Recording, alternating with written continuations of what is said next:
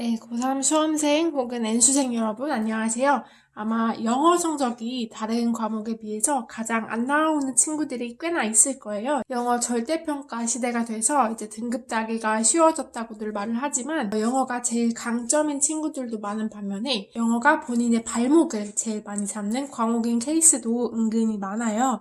그래서 이렇게 영어 성적이 계속 정체되어 있고 상승급으로 잘 오르지 않는 학생들을 위해서 이 영상을 만들었어요.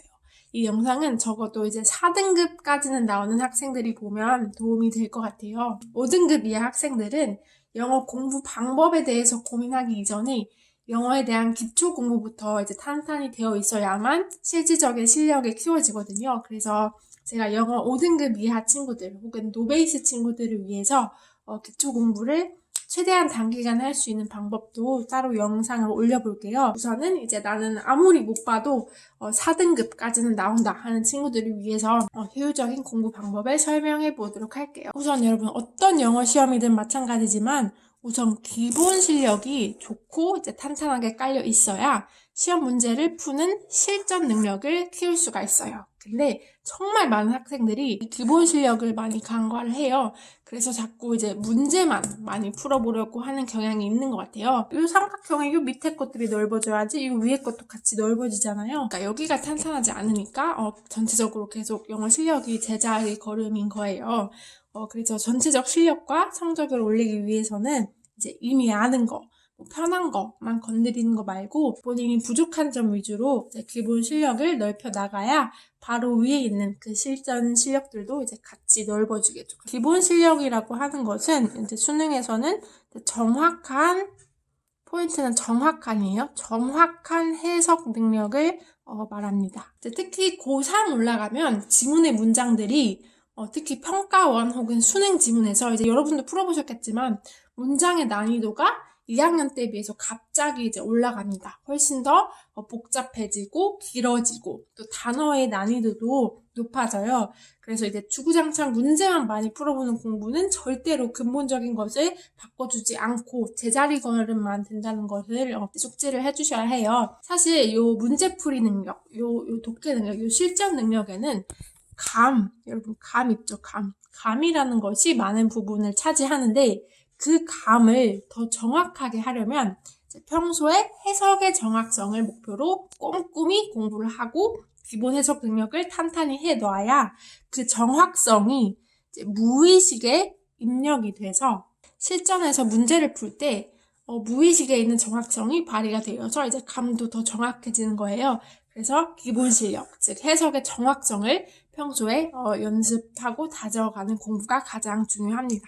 그래서 여기서도 보다시피 해석이 정확하게 되려면 탄탄한 어휘, 그리고 어법 개념에 대한 이해, 그리고 구문 읽는 능력 이런 것들이 다 갖춰져야 되는데 수능이 1년도 안 남았고 또 다른 과목도 해야 하고 이 모든 걸 따로따로 하나하나 막 꼼꼼하게 공부해줄 시간은 솔직히 없잖아요. 여러분이 이제 실전 능력과 기본 능력을 함께 기를 수 있는 좀 효율적이고 굵직한 공부 방법을 알려드릴게요. 네, 이제 여러분이 수능 영어를 공부하실 때 주요 공부 자료로 사용할 게 넓게 이렇게 두 가지가 있죠. EBS 연계 교재 이제 70%가 EBS랑 연계가 되어서 나오기 때문에 연계 교재로 공부하는 게 좀 더 이득이겠죠. 그리고 EBS보다 저는 더 중요하다고 생각하는 게 기출 문제입니다. 이제 평가원 6월, 9월 모의고사랑 11월 수능 이렇게 3개의 모의고사를 최근 3에서 5개년 거까지 봐준다면 이것만 해도 지금 15개거든요.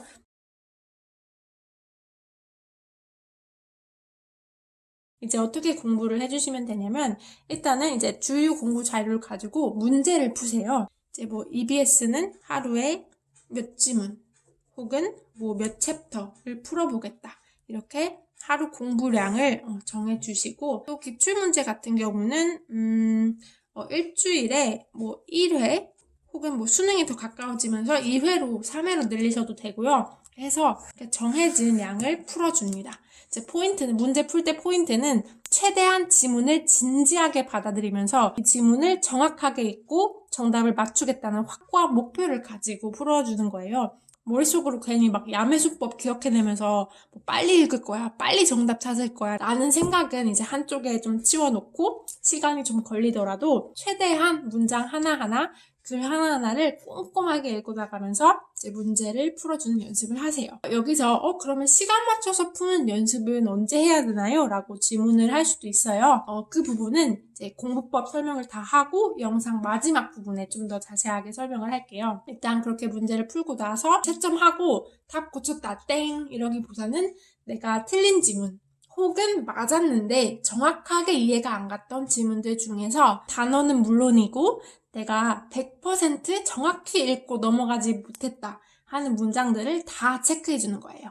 그리고 그 문장들을 다시 해석해 보는 거예요. 이번엔 더 꼼꼼하고 더 정확하게 주어가 어디지? 동사가 어디지? 이 that은 어떻게 해석되는 거지? 이 투부정사는 어떻게 해석되는 거지? 토시 하나 안 놓치고 정확하게 해석될 때까지 분석을 해보는 거예요. 아무리 낑낑대도 이건 자답게도 모르겠다 하는 부분을 체크를 해서 영어 선생님께 질문을 하거나 혹은 해설지를 좀 참고를 해서 도움을 받거나 아니면 뭐 인터넷에 검색을 해보면서 자기가 알 때까지 파고드는 거예요. 조금 모호하다고 느낄 수도 있으니까 한번 실전 문제로 예를 들어볼게요. 작년 9월 평가원 문제인데요. 이게 2점짜리 문제이긴 한데 실제로 오답이 많이 났고 정답을 맞춘 친구들도 문장 하나하나를 이해를 잘 하지 못한 친구들이 많아요.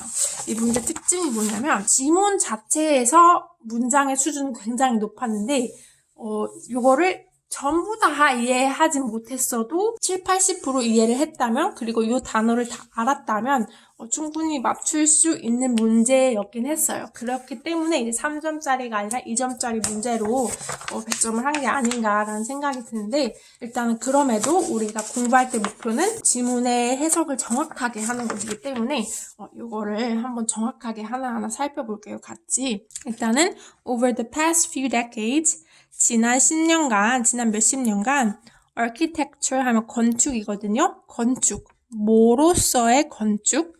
생각, 관념이나 실습으로서의 건축. has increasingly limited its definition of itself. 여기서 주어 보죠? 요거죠. 요건 다 주어 꾸며주는 것들이죠. has, pp가 나왔네요. 요게 다 같이 동사죠. 뭐뭐 해왔다. 그래서 가끔 has를 가졌다라고 생각을 바로 해버리는 경향이 있어요. 근데 have가 물론 가졌다라는 동사도 있지만 have, pp형으로 같이 쓰이는 have도 있기 때문에 그걸 이제 뒤에 문장을 보면서 파악을 할 줄 아는 게 중요합니다. increasingly 하면 이것도 이제 친구들이 은근히 해석을 못하는데 증가하게라고 해석하면 좀 어색하잖아요. increasingly는 점점이라고 해석을 해주시면 됩니다. 점점 제한을 해왔다. 그것의 definition 하면 정의를, 그것 자체의 정의를. 그러니까 건축이라는 것이 점점 더 건축이라는 스스로 정의를 제안을 해왔다. In the foreseeable future, 여기서 foresee 하면 앞을 내다보다 해가지고 미래를 예측하다라는 뜻이거든요. 그래서 예측 가능한 미래 내에 그 다음부터가 이제 살짝 어려워지는 문장인데요. 일단은 이 문장이 이렇게까지 오는 문장인데 여기서 여러분 지금 멈춰서 한번 주어 동사가 어딘지 파악을 해보시겠어요? 지금 instrumentality 하면 도구란 뜻이 있거든요. instrument 하면. 그러면 instrumental은 도구적인, 도구성, 유용성이라고 자연스럽게 해석을 해주시면 됩니다. 유용성, 뭐의 유용성? 건축의 유용성. 어디에 있어서의 유용성? affecting actual change. affect도 지금 친구들이 그냥 효과라고만 알고 있는데 affect가 동사로 쓰이면 무언가를 이끌어내다 라고 해석을 하시면 되거든요. 그럼 어디에 있어서의 유용성? 이끌어내는 데 있어서의 유용성. 뭐를? 실제 변화를 이끌어내는 데 있어서의 건축의 유용성. 근데 여기서 이제 바로 동사가 보일 법도 한데 동사가 아니라 지금 요 찍찍 긋고 that is가 나왔죠. 요 찍찍은 지금 여기 나온 명사 있잖아요. 요거를 좀 더 부가 설명하기 위해서 나와준 거거든요. 그래서 that is 하면 즉이란 뜻이에요. 그래서 즉 change다. 어떤 change냐면 어떤 변화냐면 challenge하는, 그래서 challenge가 도전하다라는 뜻으로 이제 알고 있지만 도전하다라는 뜻도 맞고 여기서 좀 더 정확하게 해석하려면 반대하다, 저항하다라고 해석돼야 되거든요. 어떤 변화냐면 반대하는 변화. 뭐를 반대하는 변화? dominance 하면 우세라는 뜻이에요. 우세. 뭐의 우세?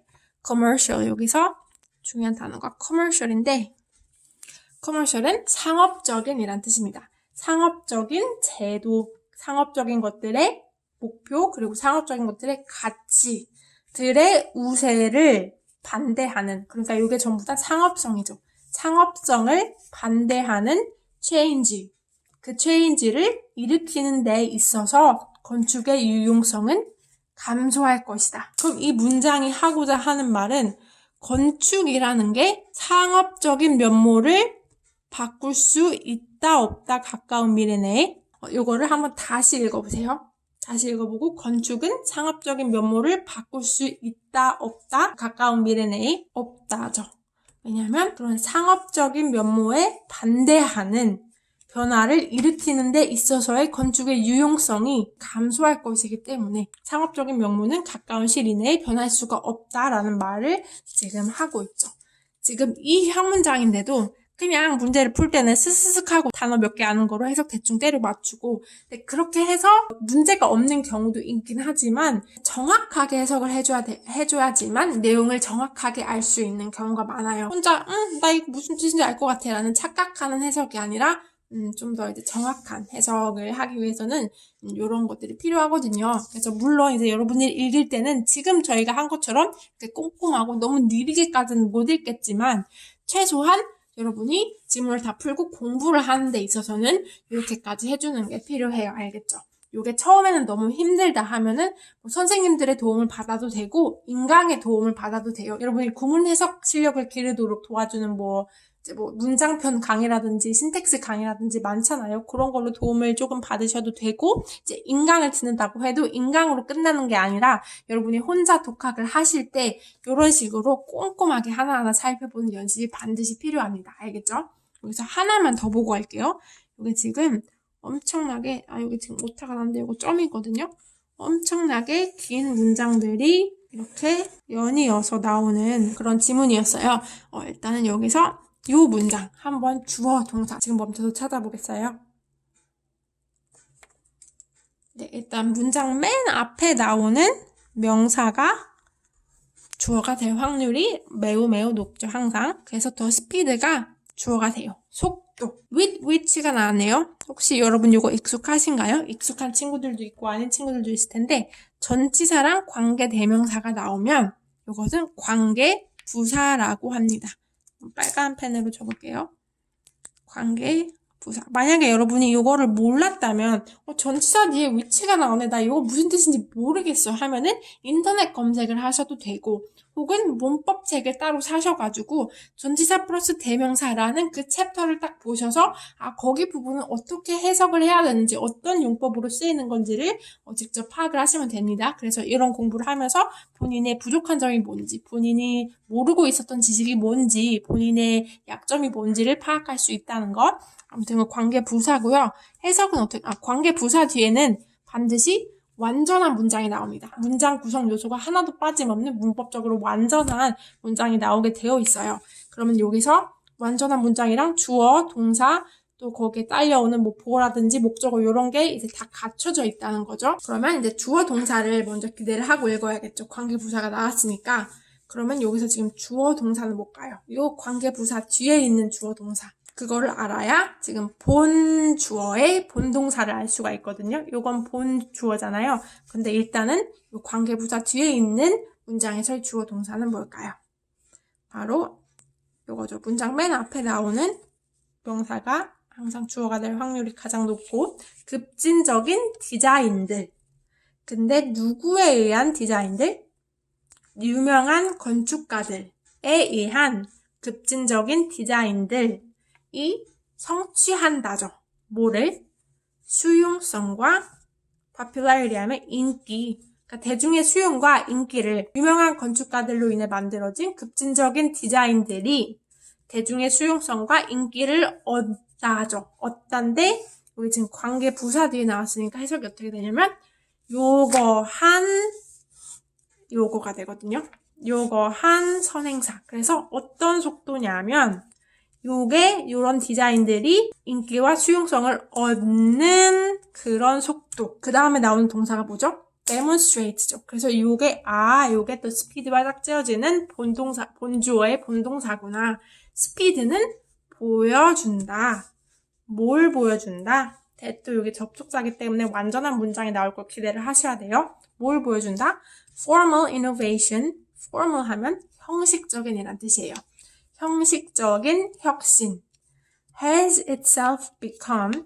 여기도 지금 has 다음에 동사 pp형이 나왔죠. become, became, become인 건 아셔야 돼요. 여기 만약에 pp인지 몰랐다면은 이제 동사들의 pp 형태를 따로 정리해보는 공부를 하거나 하면 되겠죠. 형식적인 혁신이 그 자체로 되어 왔다고. 뭐가? 중요한 상품이 되어 왔다고.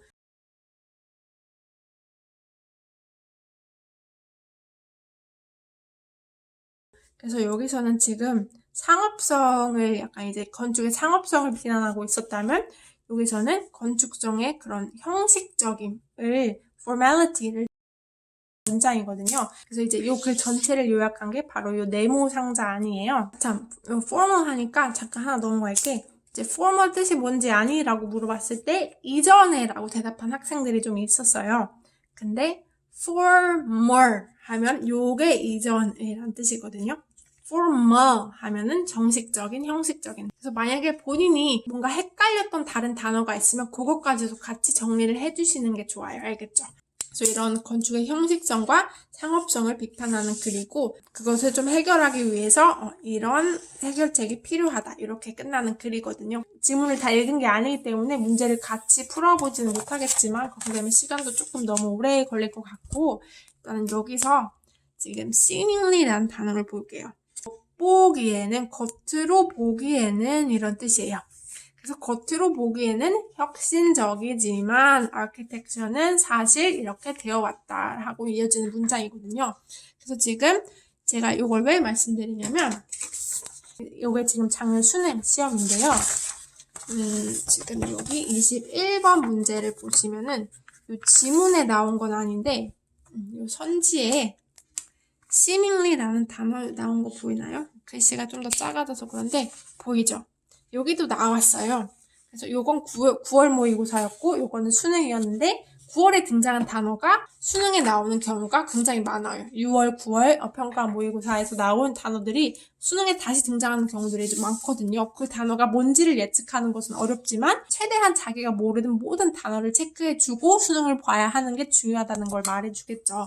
그래서 여기 또 이제 요 선지만 해석을 해보면 display, 보여주는 뭐를 겉으로 보기에는 이란 뜻이었죠. 이것처럼 겉으로 보기에는 창의적인 능력을 보여주는 것. 근데 겉으로 보기에는 창의적인데 어디에 뿌리 박혀 있지 않는 것. firm 하면 무슨 뜻인지 아나요? 이게 회사라고 이제 아는 친구들이 많은데 이거는 단단한 이라는 뜻이에요. 단단한 지식에 박혀 있지 않고 겉으로 보기에만 창의적인 능력을 보여주는 이런 선지가 됩니다.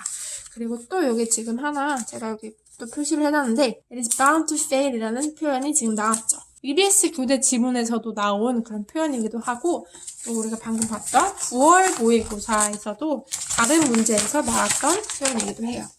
요 앞에 문제 39번 문제에도 이제 be bound to 동사가 등장을 하거든요. 그게 어디 있냐면 to 보이시죠? be bound to 뭐뭐 하기 십상인, 뭐뭐 하기 마련인 이런 뜻이에요. 그래서 지금 여기 먼저 보면은 it is bound to fail. 그거는 뭐 하기 마련이라 실패하기 마련이다. 그리고 이것도 지금 애들이 해석을 잘 못했던 문장이라서 이것도 한번 같이 볼게요. 하지만 by the 19th century 19세기쯤에 본문장 맨 앞에 나온 명사가 주어가 될 확률이 제일 높다 그랬죠? 어떠한 비교, 뭐와 뭐 사이의 비교? 과학자와 예술가, 그러니까 과학과 예술 사이에 어떠한 비교도 지금 비동사 나왔으니까 요게 동사가 되겠죠. 어떠한 비교도 be bound to 하기 십상이었다. 뭐 하기 십상이었다? 만들기 십상이었다. 뭐를 뭐 하도록. 이거 오형식이죠. 아티스트를 예술가를 look like 보이도록 뭐처럼 a poor relation으로 보이도록 만들기 십상이었다. 일단 요 지금 a poor relation을 정확하게 해석을 할 수 없다고 하더라도 여기 지금 poor이라는 단어가 들어가 있으니까 뭔가 좀 덜 떨어졌다는 얘기구나라고 일단 잠깐 넘어가시면 돼요. 어떠한 비교도 과학과 예술의 어떠한 비교도 예술을 더 덜 떨어져 보이게 만들기 마련이었다. In terms of 하면 뭐뭐에 있어서 뭐뭐라는 점에서 라는 뜻이거든요. 이 단어도 은근히 애들이 몰라요. 네. 뭐뭐라는 점에서 making discoveries about the world, holding a mirror about the world. 여기 또 오타가 났네요. 미안해요. 여기 아마 and가 들어가야 될 거예요. 미안해요. 어떤 면에 있어서 making discoveries about the world. 세계에 대한 발견을 하는 거에 있어서. 그리고 holding a mirror up to the nature. 자연의 거울을 들이대는 거. 그러니까 자연 자체를 비춰준다는 요런 면에서 어떠한 비교도 뭐 하기 십상이었다, 뭐 하기 마련이었다, 만들기 마련이었다. 예술가를 보이도록, 좀 덜 떨어지게 보이도록 이렇게 해석이 되는데, 여러분, 이 poor relation 같은 경우는 사실 poor relation 이런 식으로 쓰는구나를 몰랐어요. 그래서 제가 요거는 네이버 사전에 찾아보니까 안 나오고 이제 구글 사전에 찾아보니까 이렇게 나왔더라고요. 요 사전 정의는 스스로 해석을 다 할 줄 안다는 전제하에 같이 볼게요. If you describe something as a poor relation of another, 어떤 것을 다른 것의 poor relation이라고 묘사한다면 You mean 무슨 뜻이냐면 that it is similar to or part of the other thing, but it is considered inferior to it. 여기 이해됐죠? 이 부분 이해됐죠? 그러니까 그게 그 다른 것과는 비슷하기는 하지만 비슷하거나 그거의 부분이 되기는 하지만 it is considered 좀 더 그것보다는 그 다른 것보다는 좀 더 열등하다는 표현을 쓰고 싶을 때 a poor relation이라는 명사를 쓰기도 한다네요. 그래서 여기서도 보면은 이 정의에 딱 적절한 예문이죠.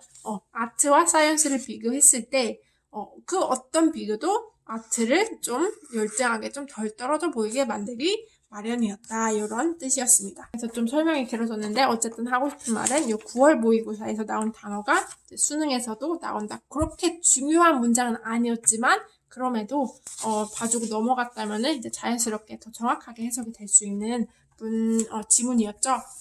그리고 여러분 하나만 더 보고 갈게요. be bound to 동사잖아요. 그런데 이게 be bound to 명사가 나올 때가 있어요.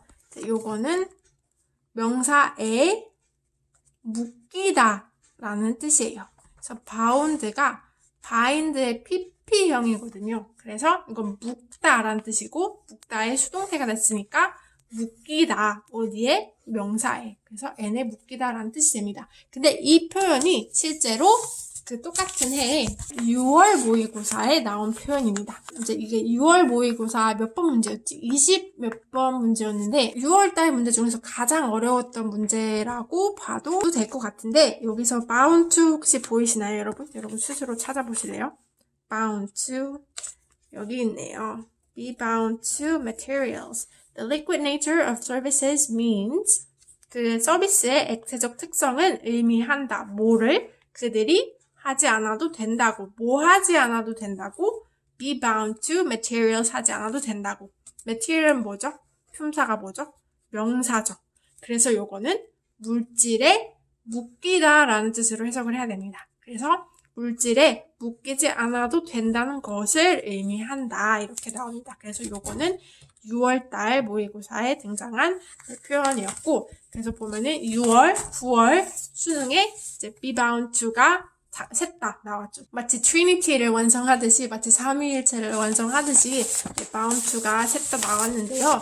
제가 하고 싶은 말은 여러분이 이제 모의고사 위주로 단어를 외워주고 문장 구조들을 공부해 나가는 게 많이 도움이 될 거예요.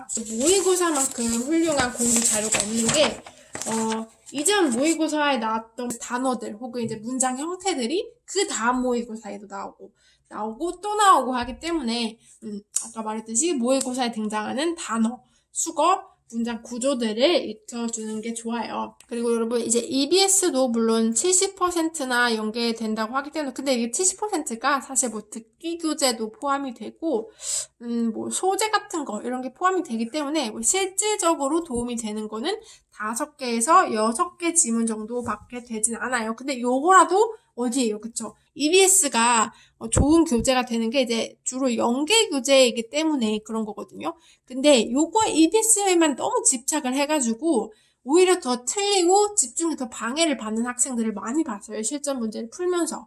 이게 무슨 내용이지 기억해내려다가 스스로 논리로 풀 수 있는 문제임에도 불구하고 그렇게 어렵지 않은 문제였음에도 불구하고 이 빈칸에 무슨 내용이었지? EBS에서 이거 지금 봤었는데 이렇게 속상해하다가 끝나버리는 경우가 있거든요. 그래서 EBS에 너무 집착하지 않았으면 좋겠고 EBS를 잘 활용하는 방법은 여러분이 방금 저희가 그 모의고사를 활용했듯이 EBS 문제를 풀고 나서 그 지문에서 나오는 단어들 체크해주고 그리고 이해가 안 가는 문장들 체크하는 용도로 그런 용도로 문제풀이를 하고 공부를 하는 거지 절대로 이거를 외워서 난 이 5, 6문제를 다 외워버릴 거야 30초 만에 다 맞출 거야 이런 생각 가지지 않으셨으면 해요. 너무 의존을 하지 않았으면 좋겠어요. 알았죠? 그렇게 되면 너무 안타까워지는 상황들이 많기 때문에 자기 실력으로 풀 수 있는 문제인데 자꾸 자기 기억에만 의존하려다 보니까 무슨 말인지 알겠죠, 여러분? 네, 그래서 EBS는 그렇고요. 개인적으로 저는 EBS보다 이제 기출 문제가 더 좋은 공부